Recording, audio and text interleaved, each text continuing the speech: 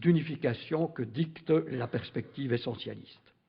Ce discours rend en effet monolithique aux consciences ce qui n'est qu'un agglomérat de variétés linguistiques. Donc, comme unité, le français est un construct. Le singulier que nous utilisons pour parler de lui mène à confondre le tout et la partie, et donc nous amène à occulter le mécanisme par lequel nous passons de la partie au tout. Et ici, je cite Pierre Bourdieu, « Parler de la langue sans autre précision, c'est accepter tacitement la définition officielle de la langue officielle d'une entité politique. C'est donc une construction. Des autorités légitimes affirment cette langue est une, et les sujets, aux yeux des sujets, elle est une. » Cette manœuvre d'unification va même parfois jusqu'à contaminer le langage de la science. Je reste, pourtant, après l'avoir lu des dizaines et des dizaines de fois, je reste rêveur devant cette définition de la linguistique donnée par Noam Chomsky. La théorie linguistique, dit-il, a affaire fondamentalement à un locuteur-auditeur idéal, inséré dans une communauté linguistique complètement homogène, connaissant sa langue parfaitement et à l'abri des effets grammaticalement non pertinents. Inutile de dire qu'une telle langue n'est parlée par personne et n'est qu'un objet de laboratoire, une sorte de zombie sémiotique. Cet unitarisme, on le retrouve dans toutes les communautés linguistiques, comme le prouve le nom que je viens de citer. Mais il est particulièrement développé dans la francophone. Le francophone est un monothéiste. Sa langue est grande et l'académicien est son prophète. Et monothéiste, il a un livre sacré, le dictionnaire au singulier. Oui, le français offre l'exemple sans doute le plus poussé qui soit de centralisation linguistique. Cette situation a des origines historiques lointaines et complexes, mais elle est aujourd'hui confirmée par un phénomène quantitatif très simple, c'est que dans tous les autres grands blocs soudés linguistiquement parlant par une langue européenne, pensez à l'anglophonie, à l'hispanophonie et plus encore à la lusophonie, l'état d'origine est devenu très minoritaire. Ce n'est pas le cas dans la francophonie, où la France, lieu où la langue est la pierre de touche fétichisée de l'appartenance nationale, continue à peser d'un poids décisif dans une francophonie où une minorité d'usagers a le français comme langue maternelle. Cette centralisation est encore renforcée par l'hyperconscience de la norme. D'où qu'il soit, le monothéiste dont j'ai parlé est en outre affecté d'une hypertrophie de la glotte grammaticale, et celle-ci secrète des anticorps contre la variation. Par exemple, oser dire qu'il y a une langue ici et qu'on pourrait très bien l'appeler français du Québec ou québécois semble témoigner d'un dysfonctionnement grave de l'organisme francophone. Je disais donc que le discours essentialiste véhiculait deux images. L'image unique qui occulte la variété. La deuxième image, c'est la langue vue dans sa spécificité et non dans sa généricité. Dans sa spécificité de langue française et non dans sa généricité de langue. Dans sa spécificité, c'est évidemment tous les discours que nous entendons sur le génie de la langue, une sorte de génie réductible, caché dans un saint des saints, où aurait seul accès quelques grands prêtres. Et une telle langue, une et spécifique, doit donc aussi être unique. Les deux aspects sont évidemment fortement articulés l'un à l'autre. Encore une fois, ce genre de discours sur la spécificité de la langue, on la trouverait dans tous les groupes culturels, mais elle est particulièrement prégnante, cette image, dans le cas de la langue française. On s'épuiserait à décrire les manifestations de cette conception. J'en prends une au hasard au XVIe siècle. Jamais langue n'exprime mieux les conceptions de l'esprit que fait la nôtre. Jamais langue ne fut plus douce à l'oreille et plus coulante que la Françoise. Jamais langue n'eut les termes le plus propres que nous avons en François. Je pense à Rivarol qui disait « C'est en vain que les passions nous bouleversent et nous sollicitent de suivre l'ordre des sensations. La syntaxe française est incorruptible. » C'est de là que résulte cette admirable clarté base éternelle de notre langue, ce qui n'est pas clair n'est pas français. Ce discours peut connaître aussi des avatars religieux. Écoutons Henri Bourassa, en 1918, nous dire que la clarté d'expression du français, sa netteté, sa simplicité, l'ordre logique de sa syntaxe, la forme directe du discours, la belle ordonnance des mots et des phrases en font le plus merveilleux instrument de dialectique, de démonstration et d'enseignement. Mais faite pour l'homme qui pense, cette noble langue sait aussi exprimer les sentiments les plus généreux du corps humain, mais pour donner toute sa valeur, elle doit assujettir, même dans l'expression, les élans de la passion au contrôle de la raison éclairée par la foi. Elle est devenue la seule langue vivante vraiment catholique, c'est-à-dire universelle dans tous les sens du mot.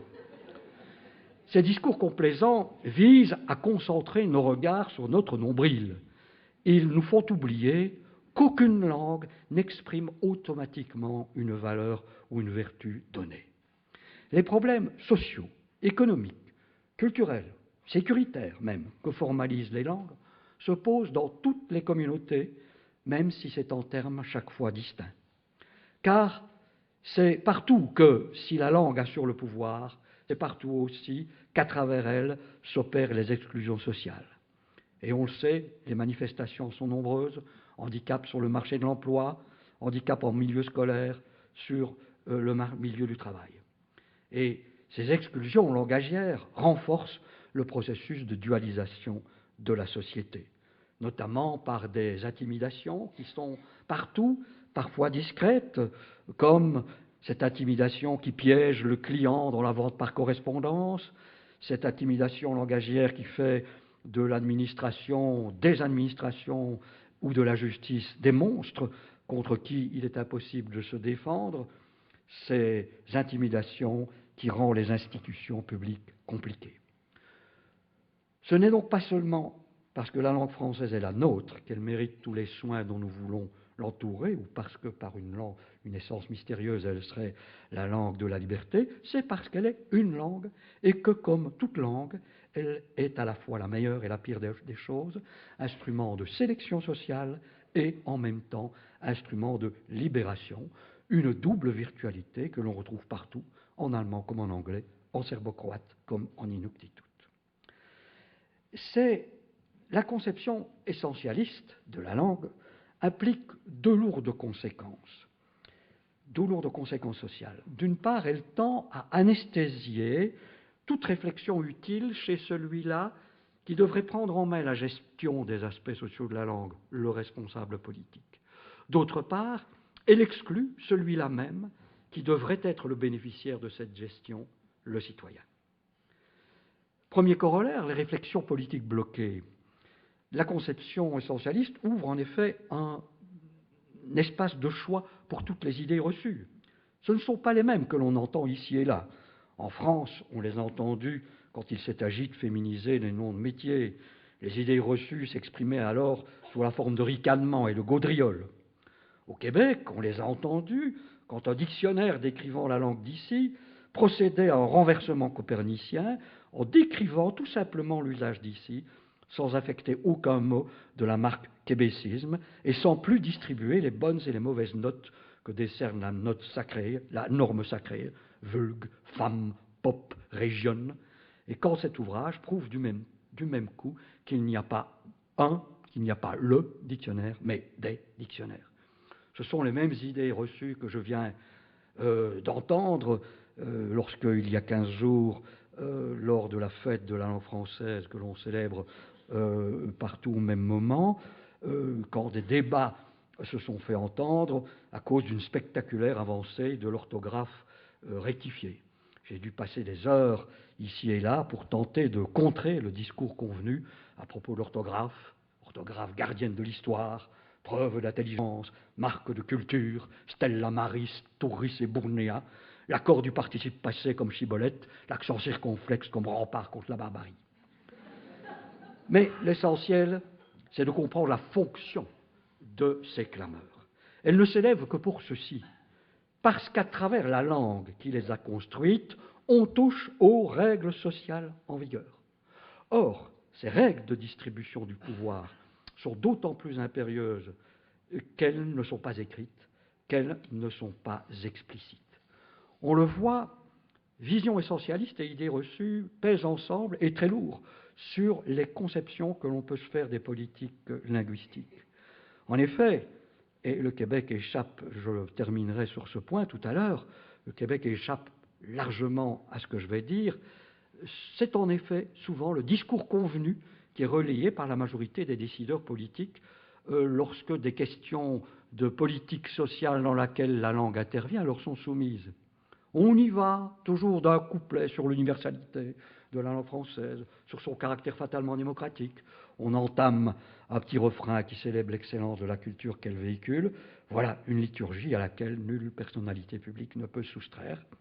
Mais une conséquence grave de tout ceci, c'est qu'une réflexion authentique sur les aspects politiques de la langue, ceux que je citais tout à l'heure, la langue comme procédure, comme instrument d'exclusion, mais aussi comme instrument de possible promotion du citoyen, tous ces problèmes ne peuvent pas être aperçus par le responsable.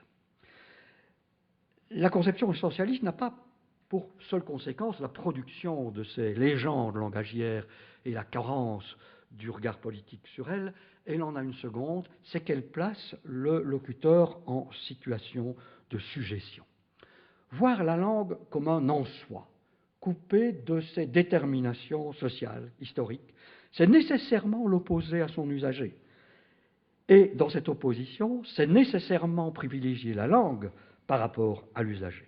Car pour le discours essentialiste, défendre la langue, c'est la mettre à l'abri de ceux qui y touchent et qui interviennent fatalement sur elle par le fait même qu'ils la pratiquent.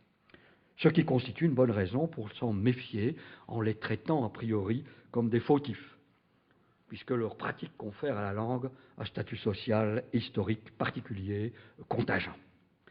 Les sondages dont on dispose montrent à quel point cette idée de la langue comme bien de l'individu, comme plutôt cette idée de la langue dominant l'individu est intériorisée. J'ai les chiffres d'un sondage français sur une enquête sur la conscience linguistique des Français, et on voit que ce qui préoccupe ces derniers, c'est d'abord le piètre niveau de l'enseignement de la langue, et en second lieu, le manque de vigilance des citoyens. J'ai aussi une enquête belge, où là, on voit qu'une éventuelle dégradation du français est expliquée par deux facteurs principaux. Le désintérêt vis-à-vis du livre et de la lecture, d'abord, 86% de citations, et le goût de la facilité, 85% de citations. Toutes ces enquêtes indiquent donc quelque chose qui converge, c'est que les facteurs qui semblent dépendre des individus d'abord viennent en premier, loin devant les paramètres plus extérieurs, comme par exemple les rapports de force internationaux, ou les évolutions de l'économie, ou l'évolution des techniques. L'enquête française concluait sur le mode optimiste en parlant d'une vision volontariste et responsabilisatrice. Je serais moins optimiste quant à moi, je parlerais plutôt d'une vision culpabilisante et moralisatrice. Car, bien sûr, assez fréquemment, c'est ce discours de culpabilité que nous entendons. Prenez garde, vous pourriez trahir le génie de notre belle langue, ou nous parlons mal, nous écrivons mal surtout, et ce patrimoine, notre patrimoine, se dégrade. Reproches pervers, évidemment, quand on les trouve sur les lèvres de responsables, car quand on risque de fauter, on se tait. Si on risque de transgresser la loi, on se terre. Et au bout du compte, la langue cesse d'être un outil identitaire ou instrumental, pour n'être plus qu'un monument. Et il n'y a plus que le silence, ennemi de toute démocratie. Dans la conception de la politique linguistique que nous sommes ici plusieurs à défendre, on aura compris, il faut basculer l'accent du mot français sur le mot langue dans l'expression française, et en matière de langue, il faut rétablir l'ordre de priorité entre cette langue et son usager. Mais il y a encore un autre renversement, un troisième à opérer, c'est la hiérarchie de l'individuel et du collectif. Le titre que j'ai donné à ma conférence est, je dois l'avouer, bien peu clair, « Cette langue est à vous ». Mais est-ce que ce vous est un pronom bien ambigu, puisqu'il peut aussi bien renvoyer un individu isolé qu'à un groupe. Il est évident, on l'aura compris, que mon vous est un vous de groupe. Pas plus que le pays, la langue n'est vouée à être une propriété privée et individuelle. Pourtant, pour nombre de nos contemporains, la langue est d'abord un bien individuel. Et cette conception est volontiers relayée par des textes constitutionnels ou légaux, pour lesquels la liberté linguistique fait partie des libertés individuelles, au même titre que la liberté de la presse, la liberté du culte ou la liberté d'association. Mais il faut évidemment une belle dose de naïveté ou une dose de rouerie pour confondre la sphère privée, au bénéfice de laquelle s'applique cette liberté-là, et la sphère publique. Comme de plus en plus de secteurs de l'existence qui relevaient autrefois du domaine privé se sont trouvés transférés dans les secteurs régulés directement ou indirectement sur la place publique, la langue a suivi, si bien qu'aujourd'hui l'État, même libéral, est devenu un véritable distributeur du bien linguistique. Ainsi, se soucier du langage est plus qu'une chose naturelle pour un État démocratique, c'est un devoir. En effet, l'État démocratique n'a-t-il pas pour fin de restituer à chacun le pouvoir sur lui-même et sur les événements? Parce que la langue est pour le citoyen le principal instrument de développement, il est juste que l'État se demande quel est le rôle qu'il peut jouer vis-à-vis de cet instrument. Parce que pour l'individu, la langue est la promesse de son pouvoir sur les choses, il est juste qu'une démocratie garantisse au mieux ce pouvoir. Parce que pour le groupe, c'est un facteur de cohésion et d'identité, parce que c'est aussi l'instrument de contact et du dialogue, il est juste que la collectivité offre à chacun, dans la liberté, la possibilité de s'intégrer à elle. Parce que la langue est le vecteur de l'information et du savoir, il est juste d'en offrir la maîtrise aux citoyens. Ce n'est donc que si l'on tient compte du caractère collectif du destinataire qu'est le vous, que l'on peut lancer le slogan « Cette langue est à vous », qui est bien plus qu'un slogan, car si le français doit être une réalité vivante pour chaque francophone, c'est en lui confiant la responsabilité de cette langue qu'on y parviendra.